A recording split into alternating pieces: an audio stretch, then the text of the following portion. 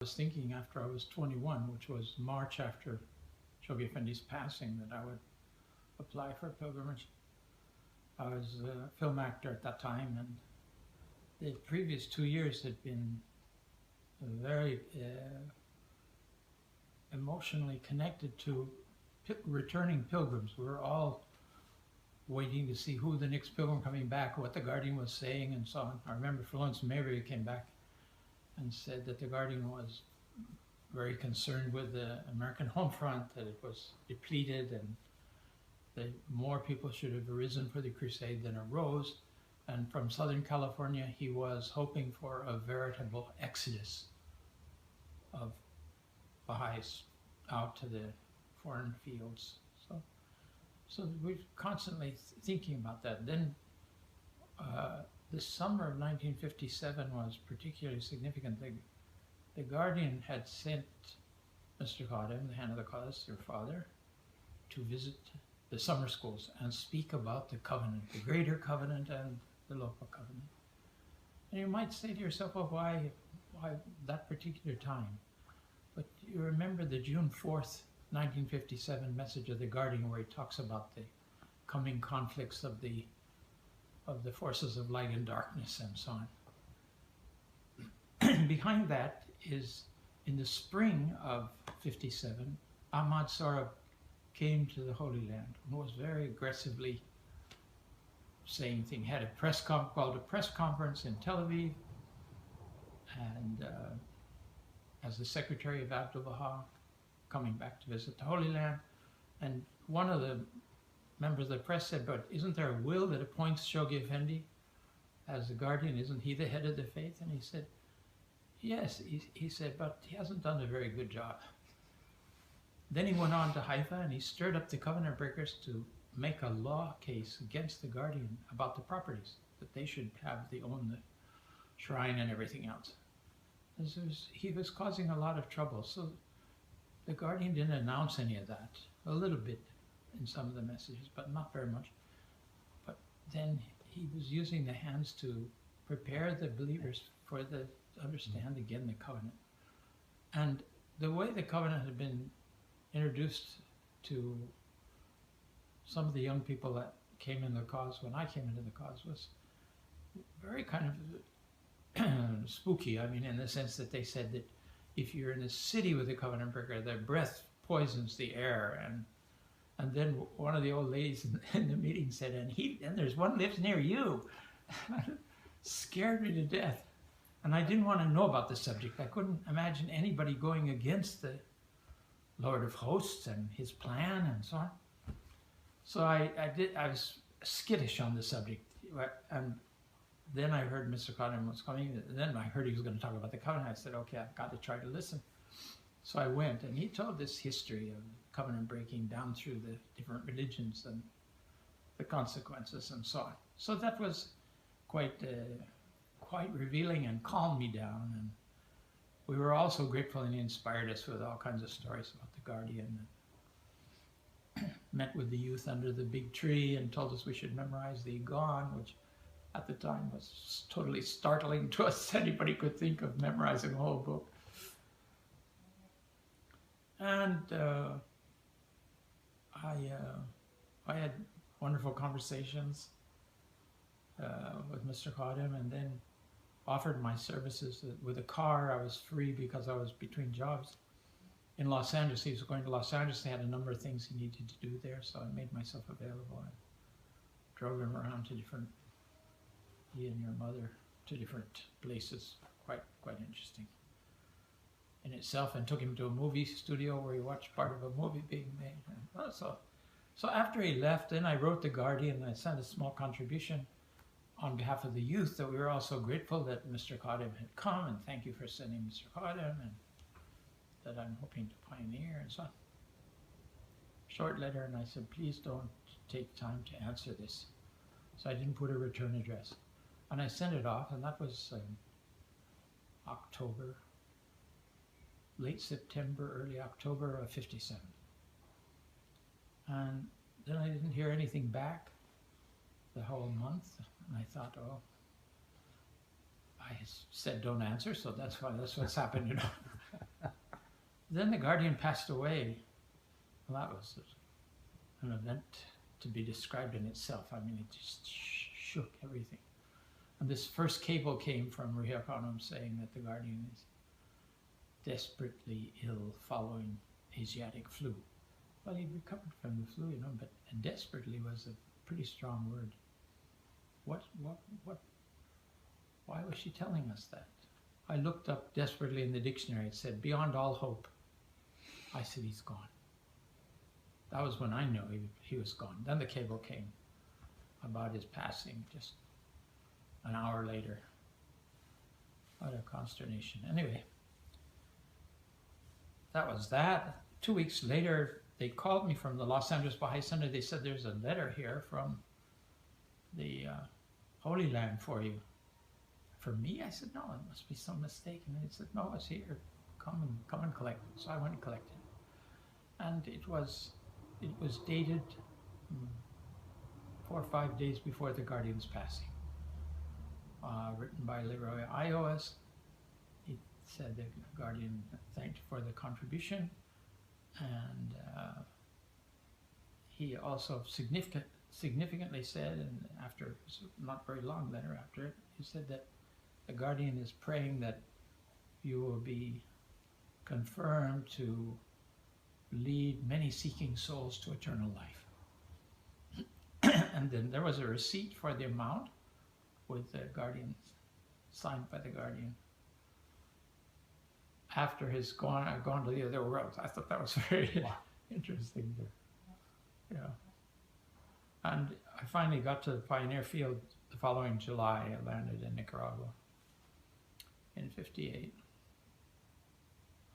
One of the sad events of that time, it was wonderful but sad also, was the meeting, the Continental Conference called by Shoghi Effendi.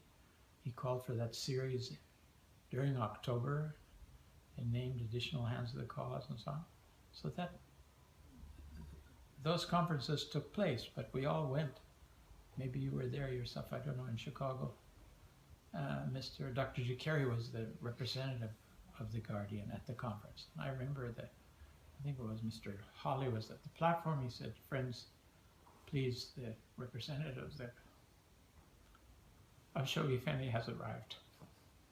And I was in the back of the hall. He came in, he walked down, everyone stood, everyone wept.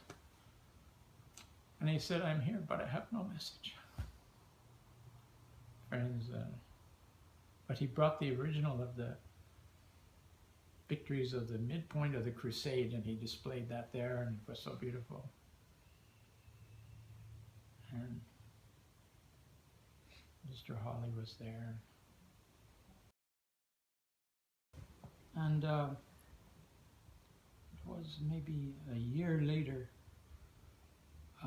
that I received a letter from him. I was in this rainforest town in Nicaragua, isolated from everything and alone, and I got this beautiful letter from your father.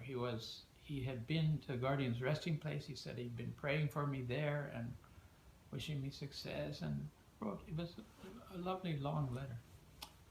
And I was so grateful that he took the time to write that to me. And then time passed. I think we had to exchange once or twice of letters. And then he arranged for me to travel, because I was living with Indians and teaching Indians. He arranged for me to travel across Canada to meet the Indian Baha'is in different places, the hands he had under the hands. In 1960, and again in 1961, again in the summer, he called me to the States to do the same thing. And I was in touch with him at the different work and meeting tribal heads and things. And you know, there's such a prejudice against white people on the part of the Indians, but the fact that I was coming and bringing greetings from Indian Baha'is from Central America opened all the doors. I met the heads of the Hopi chiefs, and miraculous things happened, wonderful things happened. I remember one place we were in Canada, and one of the friends had arranged a translator, and we were in a car going out to a new tribe uh, further north than they had been. They were having quite good success with the teaching work there, amongst the Soto Indians mostly. And we came on this dirt path that we were on, we came to a fire coming towards us, a grass fire. So the driver says, look, the grass fire is not a big fire, it's a fire just in the front. So either we can pass through it, or we have to turn around, and it's coming this way, we'll have to go back. So what shall we do? So we consulted a little bit, and we said, let's rush through it. So we drove through this fire, and I would get to the other side, and there's this long path and big open field, all burnt now. And there was a tall Indian man with a big hat standing in the road way ahead. So we drove up to him, and he said, I knew you would come, he said, and I want to hear your message. Okay, that's fine, that's what we're here about. So we went to his house and we talked about the message, and he said, I'm the counselor for the tribe here, and this is a very important message, but he said, we never do anything, you have to consult the Spirit. So I will consult the Spirit. We're sitting in a circle in his small house, and he started chanting, and beautiful in his native language, and then tears started coming down his face. He says, it's true, he said, I am a Baha'i, and my wife in the corner, she's a Baha'i too. She never spoke to anything, but he brought her along. And then he excused himself. I have to go tell my people about this message. He excused himself, and we went on to another tribe. But I mean, events like that, and your father's spirit was like right there the whole time. That was 61, 62, okay. That 61, the assemblies were elected. I was elected to the National Assembly of Nicaragua. And in 63, I was able to go to the Holy Land to the convention of the election of the first house. I was, what, 27 years old, so I was the only one that had the means to go from Nicaragua. I had those means because of my wife's mother, who contributed, and my own non-Baha'i mother contributed for me to go. So it's nice. And I went there, and then I saw Mr. Khadim and all the other hands that some of them who I met and knew. I knew Dr. Jakari by then, of course. And at one point towards the end of the few days that we were there, Mr. Khadim took me aside and he said, now, in the case of Mrs. So-and-so in Guatemala, I don't think we should push her, you know. I think we should just leave her alone. Leave her alone. And then he went on with something else. And I'm thinking, why is he telling me this? That's 2 countries away from where I live, and it's a protection matter. Now, the Hands had already asked us to go to South America to replace massive calm seed in Bolivia, and we'd said yes, because we were so sick with the tropical parasites and things that I thought we're never going to survive. The doctor said, don't go back to the rainforest again. You're getting sicker and sicker. And I weighed about 58 kilos, and it was really serious. So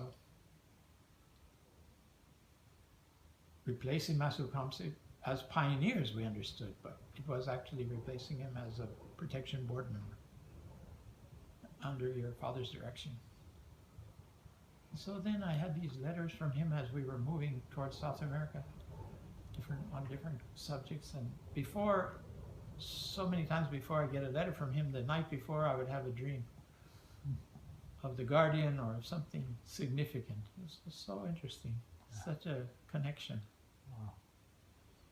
With his promise of prayers and his presence there. And this was a very difficult time. Shortly after we got to Bolivia, the chairman of the NSA broke the covenant, followed Remy and asked Remy for money. It was a very dramatic period. I was assigned as a protection board member 5 countries.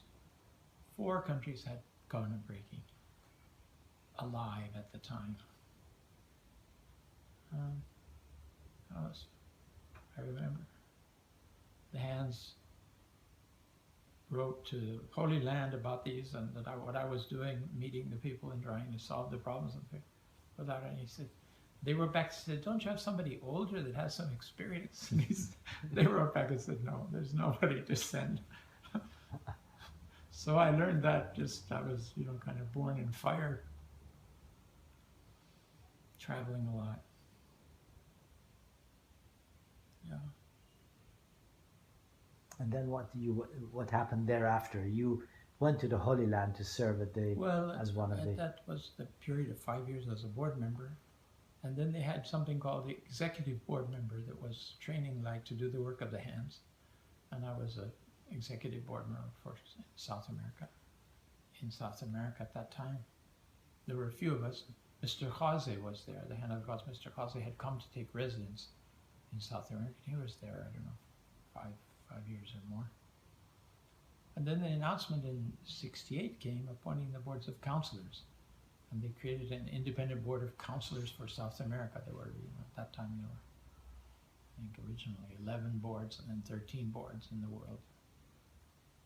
I'd been serving for the whole Western Hemisphere and then counselor then for South America. In 70, that was 68. And after those 5 years, the counselors were invited to the Holy Land for the convention in 73.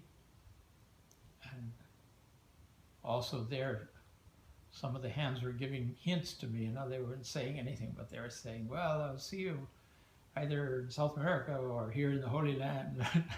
So what's going on? I was also a little nervous with that. But I went on pilgrimage to Iran for some weeks. And then the announcement was made by the House appointing the new teaching center, establishing the teaching center. And I was among the 3 counselors that were appointed to that. So I went back to the Holy Land then. And members were Florence Mabry and Aziz Yazdi and you, plus the Hands of the Cause. Plus 4 Hands of the Cause. Plus 4 Hands of the Cause. On this as the nucleus in the Holy Land. But all the Hands of the Cause were members, so whenever they came, they sat in our sessions. Some would come and go. And then in 73 and 78, 5 years later, the Hands had their last conclave. And I think there were maybe 18 hands. And they said, you're doing the work with us, so the 3 of you should come to the conclave. So we sat in the conclave of the Hands for 3 days. That was amazing to hear all the diversity of views and strong feelings, and they were quite completely honest. No hesitation in front of us. So they made some recommendations, I think, to the House, but mainly they were trying to understand what was going on. Yeah. So it's 1978. challenging. The board members, the auxiliary boards had been given to the counselors, and then the Hands had been made international officials of the faith, so they were traveling internationally whenever they could. After some initial meetings, went to South America to collect our things and collect Maryland and come to the Holy Land. And I think you know the rest of the story. It's a long time in the Holy Land. 15 years on the teaching center until I was elected to the House. And after that, 22 years on the House. Until your retirement in? 2010, yeah. You met many Hands of the Cause, of course, and you spent some considerable time with one Hand of the Cause being Enoch Olenga. Yes. Is there anything you could share with us on? Well, this is an extraordinary soul. And he was full of good humor, and he had amazing understanding of the faith and of the practice, the way Abdu'l-Baha addressed audiences of different character. he'd studied that very carefully after he was with Shoghi Effendi. Shoghi Effendi said he had to master the style of Abdul Baha's talks in the West. And he really mastered it. It was extraordinary. And on the basis of that, we'd get different kinds of talks to different groups. And his knowledge and understanding of what he was saying was profound and equal or superior to all the other hands I've ever heard speaking and teaching. Of course, you don't know, they have lots of insight they don't always bring out, but from my experience with Mr. Olinga, he was a terrific servant of the cause. Abu Futu, the Guardian, called him after, in the first year as a Knight of Baha'u'llah and the cameraman, he brought 100 people to the faith, and it just made the Guardian very happy. Oh, he said he spoke to him about all kinds of things, yeah. He mentioned that Abdul Baha had said that this was the hell of the planets. Of these planets, nearby planets, this is the most backward one. And then Mr. Olinga said that it was a little startling to hear that, and Shoghi Effendi looked at me, he said, they still make war. They kill each other.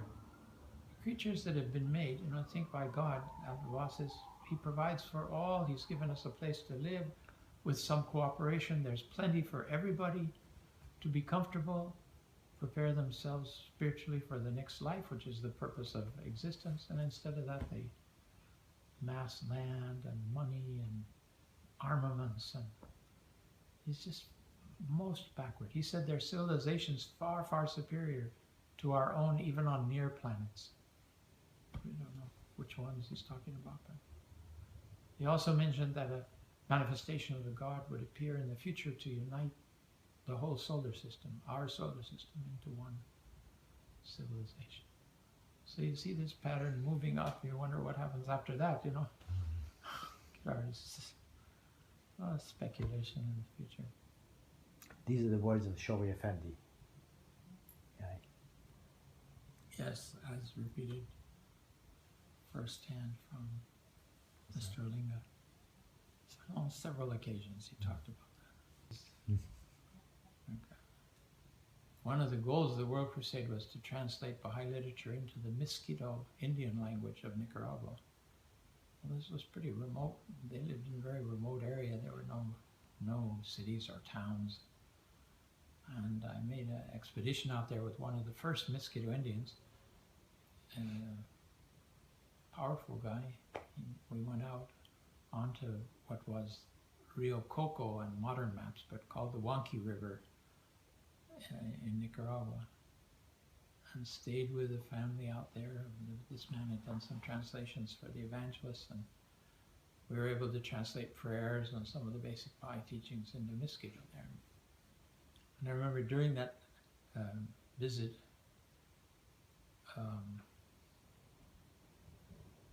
exhausted and not feeling too strong, but I had a dream, and in the dream I was sitting at a table overlooking the river, the Huanqui River, translating, and came to something that I couldn't, what word can we use for that? And then a head came over my shoulder and said, such and such a word. Try this word. And I looked, it was Shoghi Effendi. So then I thought to myself, oh, Shoghi Effendi, I have two wishes that just came spontaneously to me. One, I wanted to hear him chant a prayer. So immediately he walked to overlooking the river, and he chanted this beautiful prayer, and I was able to hear how his devotions. And then I said the other thing I wanted to see him together with Rio Khanum. It's just curious to know that. So she appeared, and they looked in each other's eyes with such devotion that immediately I said, oh, I have to get married. That was the start of my time. A few months later, I was married. When I was a new Baha'i, one of the pilgrims came back, and she said, I'm a very practical-minded person. She said, I don't get all, teary about shrines and things like that. You have to do useful things here in this world. And it frightened me to death. I thought, can I go to the Holy Land and not feel anything in the shrines? I was so worried about it. And a few days later, I had a dream. And in the dream, I was a pilgrim in the pilgrim house, in the round room, not the one where the house met for so many years, but the other end of the building. And I was on my bed, sitting there, and there's kind of, in dreams sometimes you have this, you might call it the meta consciousness, where your consciousness encompasses everything around you. It encompassed the shrine, and the guardian was in the shrine, and I was feeling that, I was sitting on the bed and feeling his presence in the shrine, and then he started to chant. He chanted a few verses, and then, I don't know how to explain, like 1,000 voices of the concourse answered him. I could hear that. As soon as I heard those sounds, my spirit came out of my body and was going like a ribbon up in the dome of that particular room. Both those rooms had domes. And I was so ecstatic with hearing that and the connection of the guardian one. So I knew I was going to feel something when I went to the shrine. And the door opened, and this lady stuck her head in. The lady that had it said, you have to be practical. And I fixed faucets and I did things like, and I was embarrassed for her to see me with such an experience. So the spirit came down and the body fell on the floor, and they came together, and she looked, and you're on the floor, what are you on the floor? And she shut the door again. That was the end of the dream. And later my office was right there in that room. What a lovely dream. Amazing. I remember your father had said that when Shoghi Effendi chanted, his shoulder moved, kind of in a way, such a power coming into him. And that was in that dream also. You saw that? Yeah. Oh, amazing. All the friends have stories they can tell. That's wonderful. The essential thing is the study of the writings. Everybody, the guardian said 2 essential actions: study and teaching. The study makes the teaching effective.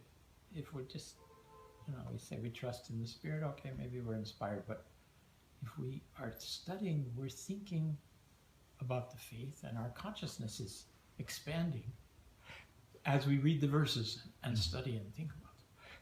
It's just really essential, feeding ourselves every day, immerse ourselves in the ocean of the revelation. And after I said that, now I'm traveling so much, I hardly take time to study, and my words are exceeding my deeds, so I'm in trouble.